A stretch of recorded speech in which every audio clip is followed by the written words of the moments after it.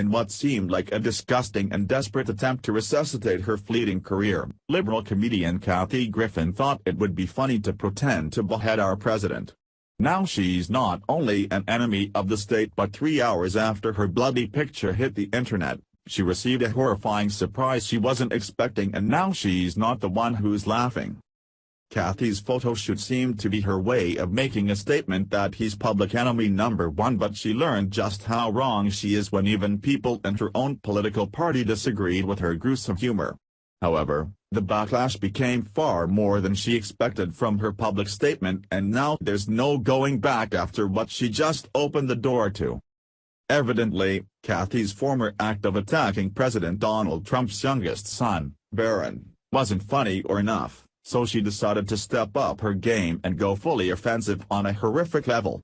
She already lost a lot of credibility by trying to cash in on slandering an 11-year-old, but posing with a blood-drenched replica of Trump's head, holding it by his infamous hair, was perhaps the worst thing she could do for herself and her career.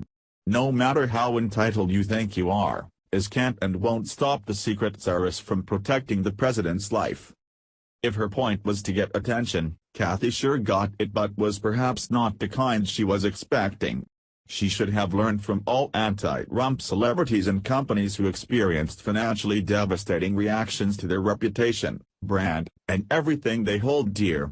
Add Kathy to the list of those losers who has also just got a response to her sick picture from her worst nightmare. Kathy's bold picture circulated fast on social media, as she expected, along with the outcome she feared in saying that she may have to flee to Mexico for fear that she and the photographer would get thrown into prison. The Secret Service just allegedly showed up on Twitter with a response which purportedly said, "Threats made against at Secret Service protectees receive the highest priority of all of our investigations." Another message followed, on it. At Secret Service has a robust protective intelligence division that monitors open-source reporting and social media to evaluate threats, according to Breaking 911. This isn't about the First Amendment and being free to say what you want to say, it's about showing respect for our president and setting an example of that to celebrity.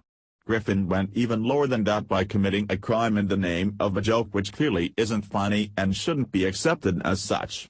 She abused her public platform in a grotesque way that wouldn't have been acceptable if said by a conservative about Obama. The backlash flooded in by even the most unlikely people who typically support anything anti-Trump, like former First Daughter Hillary Clinton, who expressed her complete disagreement for this Griffin statement and surprising defense of Trump. "This is vile and wrong. It is never funny to joke about killing a president," Chelsea tweeted soon after the picture of Griffin went viral.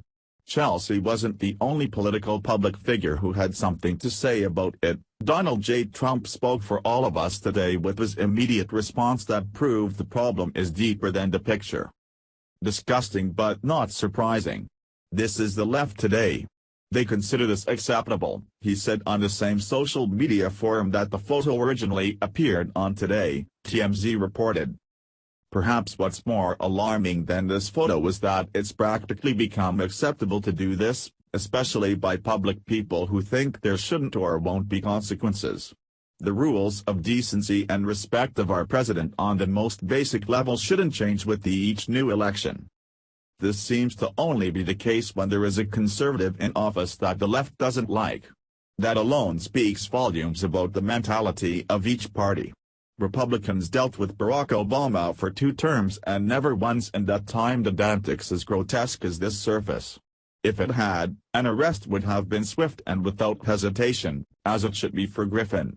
It's time to put an end to this madness of accepting assassination acts by any liberal with an audience.